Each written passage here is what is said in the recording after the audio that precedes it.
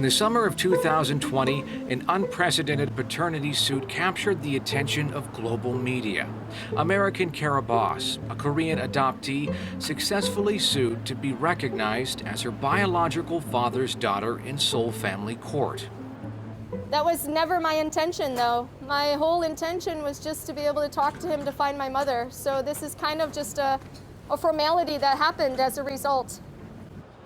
Bos uploaded her DNA results to an online genealogy platform and found a match, a nephew. It led her to her father, but she was blocked by relatives who refused to accept her claim. Desperate, she sued and won. But one of the points Bos is trying to get across is that her birth search should have never come to a lawsuit.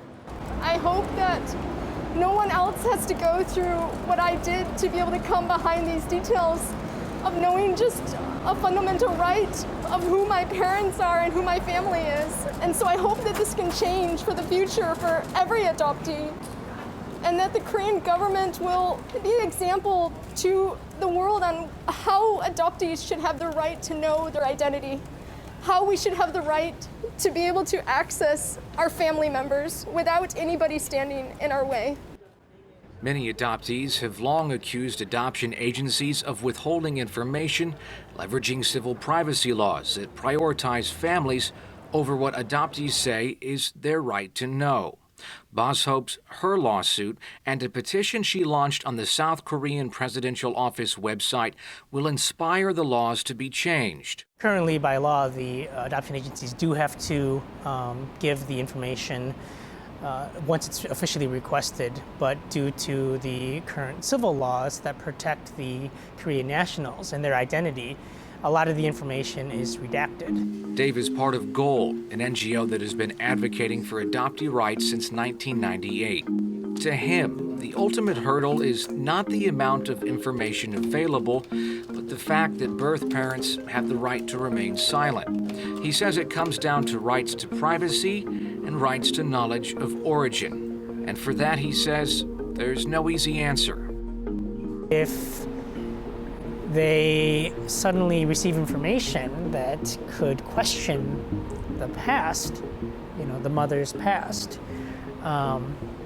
it could jeopardize their current relationship or their family, their livelihood. And if they are basically the housewife, they're not making any money. And then if they get divorced, it's not like divorces are an equal opportunity type of thing or equally balanced. It really favors the male, and we're literally looking at basically if they get divorced, they could be out on the streets with no support. It's up to a family to respond to a certified letter from an adoption agency that an adoptee is searching. Most letters go unanswered, and the adoptee never has a way of knowing if their family even knew there was a search. The odds are against them, but it has not stopped many Koreans adopted overseas from taking things into their own hands. I'm heading down to Daegu with Antonia Giordano to pick up on her search for her birth mother, a search she began in 2009. All right, I got a coffee in the car. Let's go. All right, sounds good. I was born in Daegu, South Korea, when July 21st, 1982. I was adopted to the U.S. when I was 3 months old. Yes, I came here, obviously to search for my family, but I also kind of came to see if I could make a life out here as well.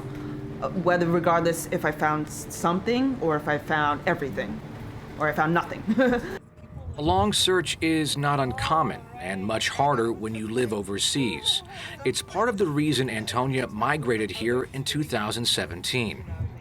Quite honestly, I'm not quite sure what the end goal will be or what that looks like. I used to think, when I was younger, I used to think it was, finding that information and possibly meeting my birth family or my birth mother, but I know from just being with friends or just being sort of connected to that community that then sometimes that even poses more questions.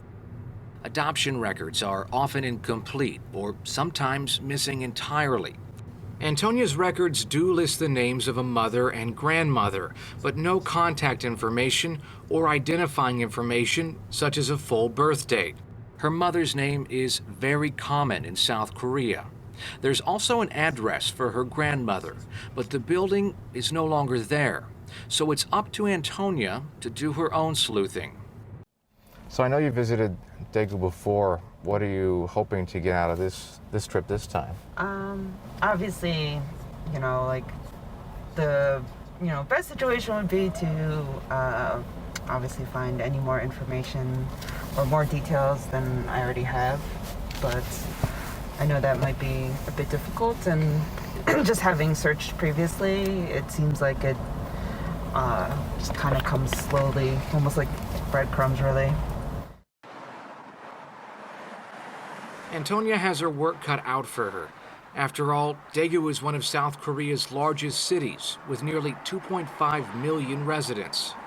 Her records show she was born at a clinic in this neighborhood. She first visited in 2013, but learned little from the head doctor. We return in hopes of finding out more, only to learn the clinic has been closed for years.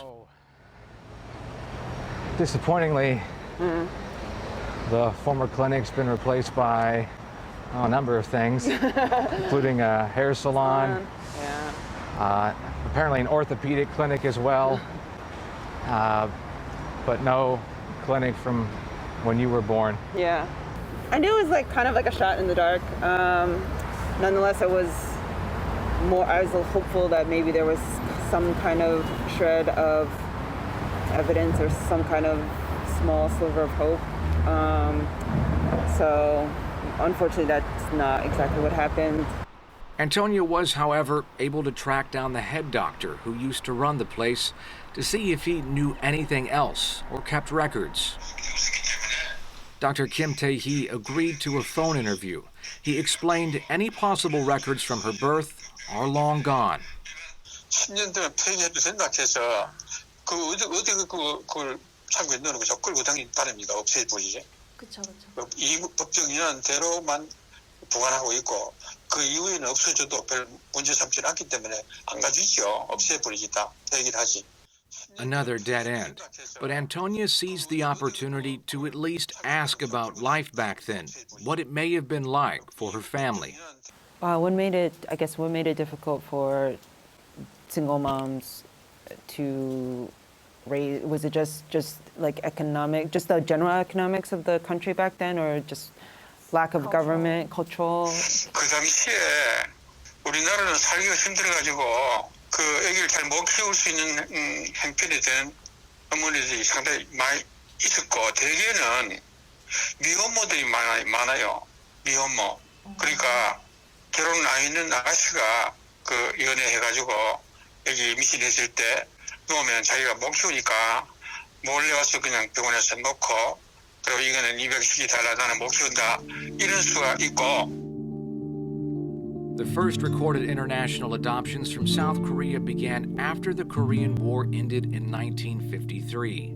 War orphans and children born of foreign soldiers and Korean women were some of the first to be sent abroad.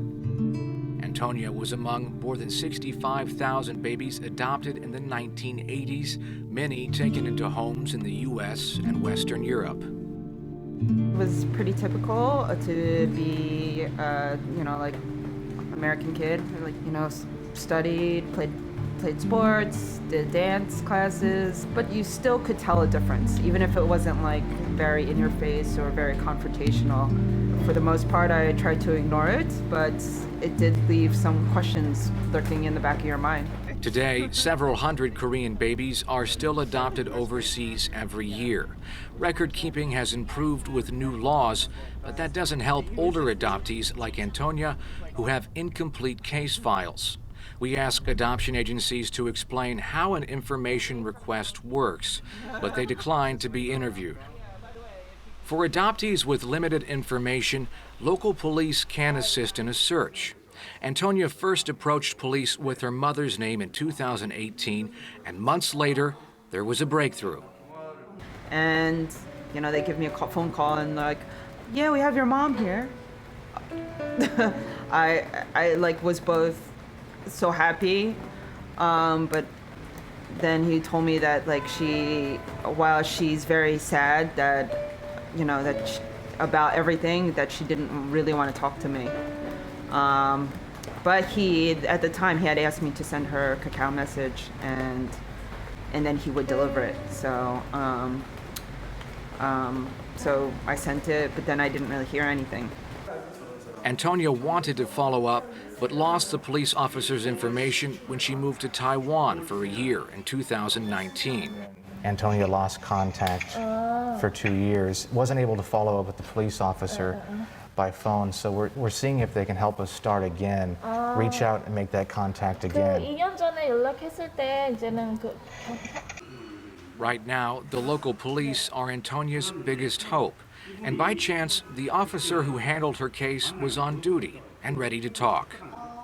Except for the one officer that she talked to, I haven't known anybody else that has even been able to make contact with her at all. So. Which will be this officer, so yeah. It'll be interesting to hear what he had to say from that day that he was in contact with her. Yeah, definitely. We met Officer Pak at police headquarters. He didn't have permission to give us an on-camera interview, but he cleared up some questions Antonia had, including how he found her mother. Officer Pak explains that he was able to locate women with the same name as Antonia's mother.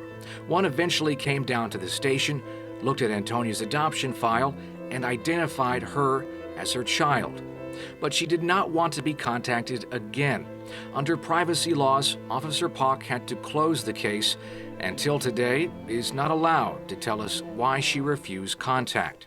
I didn't know that part, and I didn't know that disallowed me from trying to have him recontact her again, and I can't do that because of privacy laws, and it's all up to her whether she changes her mind.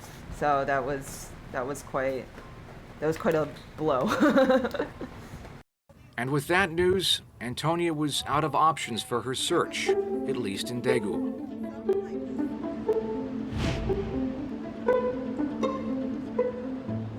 Antonia followed Kara Bos's story in the news.